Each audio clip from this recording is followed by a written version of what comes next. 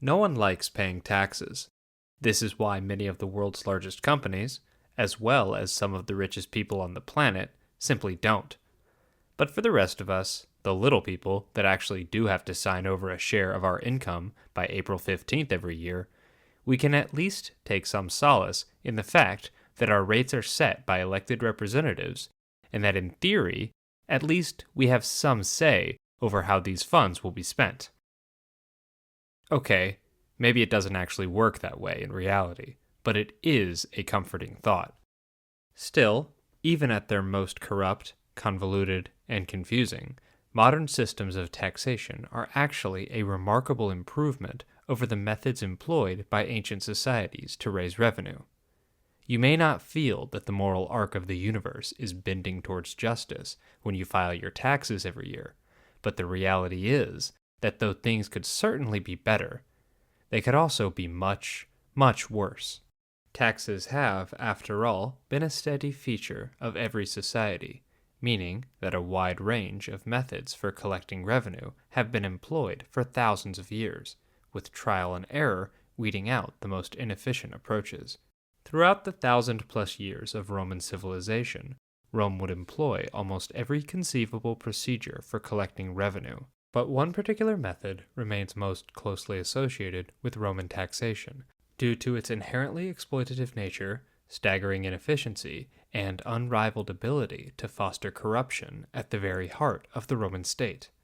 This was the use of private Publicani tax farming enterprises to fleece the provinces and enrich Rome's political elite.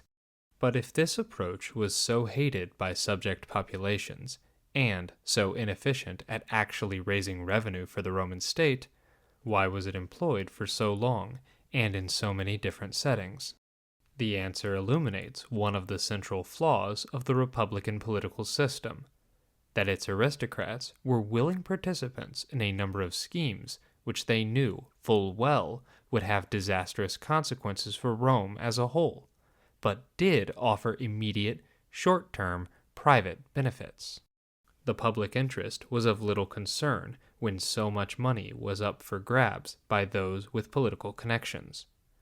This declining commitment to the public good was both a symptom and a cause of Republican political decay, as unprecedented access to wealth eroded political norms and fueled the collapse of the Roman Republic. But before we dive into the political economy of Roman taxation, a brief primer on tax farming is needed to establish the basics of what the system was and how it operated, as well as the limited benefits it did offer. Publicani tax farming involved the Roman state delegating the authority to collect taxes to private individuals or organizations through an auction process, with bids supposedly reflecting expected revenue from the region over a period of several years. Senators were officially barred from participation in tax farming organizations, but ownership would still have been limited to the ultra-rich, as Publicani needed to provide bonds of up to 500% of the expected revenue. Few had access to that level of property, so Publicani operations were likely co-owned by multiple wealthy equestrians. However, it strains credulity to imagine that wealthy and influential senators were not serving unofficially as silent partners, or at minimum demanding a cut through their extensive patronage networks. Firms that won the auction would then pay a significant deposit up front, giving the Roman state immediate access to funds. This helped close pressing budget shortfalls, but came with the long-term drawback that the eventual payments were always less than the actual total resource value that Rome extracted from the region. This surplus revenue never went into state coffers, but instead lined the pockets of the rich and well-connected equestrians that owned these tax farming operations, with wealth then being passed on to senators in the form of bribes so that future contracts could be secured. The elite made out like literal bandits, while the provincials were brutally exploited with little avenue for recourse. But another loser in this equation were the Roman plebeians. They lost access to revenue that should have gone into public funds that could have paid for food distribution through the grain dole and religious festivals, which could be the difference between starvation and survival. Conversely, the only risk faced by the Publicani was the possibility of the actual tax collection falling short of the amount they had paid for the contract. But in the event this happened, elite allies like Crassus were there to offer bailouts. In addition to providing immediate access to a share of the provincial tax revenue, another benefit for the Roman state was that tax farming required no vast government bureaucracy to function. Because the Roman Republic was defined by the ever-escalating competition between aristocrats, it never developed the comprehensive bureaucracies that were commonplace in imperial states, such as China, Egypt, or Persia. Indeed, Rome seems to have had an actual aversion to empowering civil servants to act in the same capacity for a long period of time, and this dearth of expertise complicated administration in the provinces. The difficult work of developing local expertise was then outsourced to these private companies, which could then be denied future contracts if governors felt they ever became too entrenched or too influential in their designated provinces. This tension was very real, as the use of Publicani tax farmers was intended to serve as a check on the power of governors in their provinces, designed to prevent them from extorting too much during their time in office by marking out certain revenue streams as exempt from the bribery and corruption that governors used to enrich themselves at the expense of provincials. Roman provincial governors were renowned for their greed, but they could be outstripped by the rapacity of the Publicani.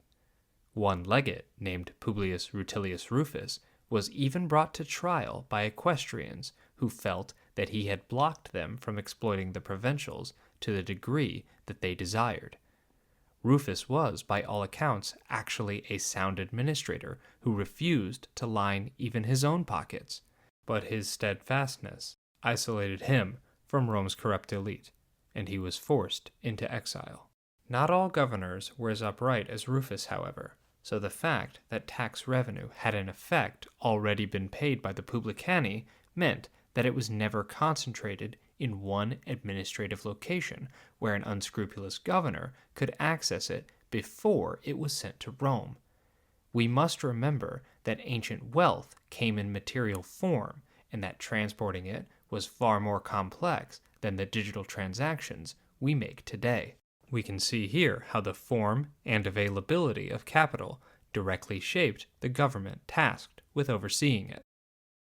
The Publicani model was first utilized in Sicily after part of the island was annexed as Rome's first overseas province in the aftermath of the First Punic War. Romans adopting a system that was already in use for collecting tithes from farmers.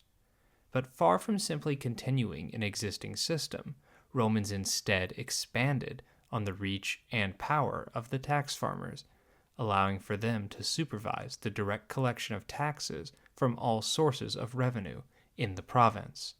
Tax farming would become further entrenched under Gaius Gracchus, who, during his tribunate, extended the practice to the wealthy province of Asia, as he sought to increase revenues to pay for the newly introduced subsidized grain program and his ambitious colonization plans. It's a reminder that even Rome's greatest populists were content to steal from those living abroad to finance domestic largesse. Though they should be commended for recognizing the humanity of the Roman working class, their moral vision stopped short when considering those who weren't citizens. The fact that all domestic populari gains were financed not by an increased tax burden on the Roman nobility, but by shifting responsibility to the provinces, helps explain some of the reason why the elite saw fit to maintain Gracchus's tax farming model. The other reason was that it was immediately recognized that tax farming presented unparalleled opportunities for graft and corruption. This too, however, must not have been far from Gracchus's mind, as the very equestrian nobles who benefited most significantly from the tax farming system made up the key demographic that he hoped to win favor with in his struggle against the upper echelons of the conservative senatorial order. In fact, it was his decision to place these equestrians on the juries of corruption courts which made the conviction of Rufus possible.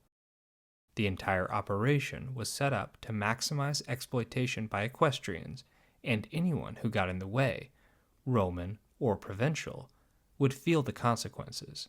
It was this overriding commitment to profit above all else that made the practice so morally repugnant, not to mention inefficient and counterproductive.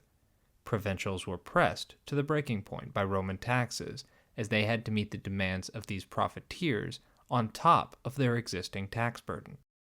For those that were unable to pay, confiscation of property and even slavery always loomed as potential penalties. It's difficult to overstate the human toll that the Publicani visited upon the provinces, ripping families apart and condemning others to poverty in order to funnel wealth upwards towards the Roman elite. The rich got richer, and the poor got poorer. It is little wonder, then, why tax collectors, and in particular their local collaborators, were so despised. The Gospels, for example, convey well the opinions of working-class Jews towards the Roman occupiers, with their immorality, deceitfulness, and wickedness taken for granted by the authors and presented as something that all of those living in the Eastern Mediterranean world would understand implicitly. According to Josephus, opposition to taxes even seems to have been one of the driving forces of the Great Jewish Revolt of 66, and the revolutionaries' first act upon seizing Jerusalem was to destroy records of taxes and debts. They carried the fire to the place where the archives were reposited, and made haste to burn the contracts belonging to their creditors, and thereby to dissolve their obligations for paying their debts.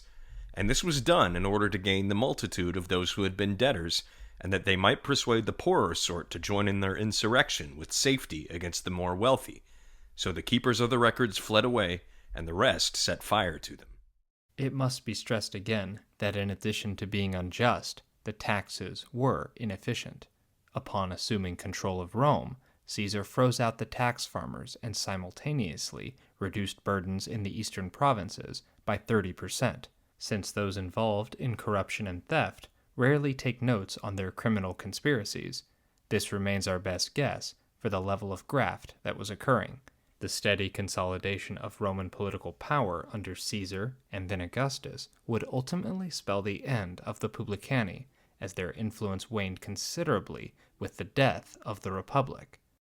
Though tax farming would continue into the Principate, the indefinite terms of office of the emperors meant that they had less to fear from the institution of a stable bureaucracy than consuls and governors who had only served for a single year.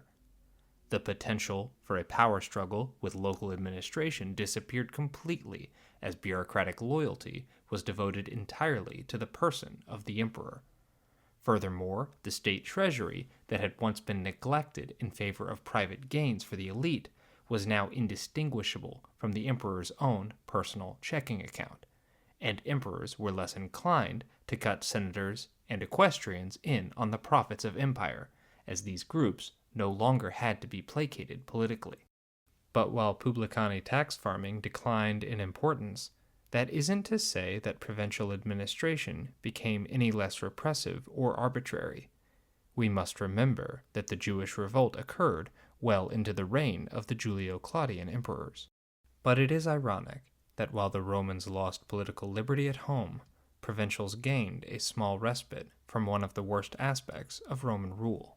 The republic that had subjected millions to tyranny fell into authoritarianism itself, highlighting how colonialist attitudes and comfort with brutal subjugation and exploitation can take root within the hegemonic society and destroy it from within.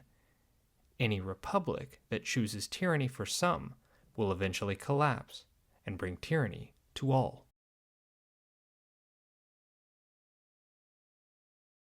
Hi, this is Titus from Tribunet.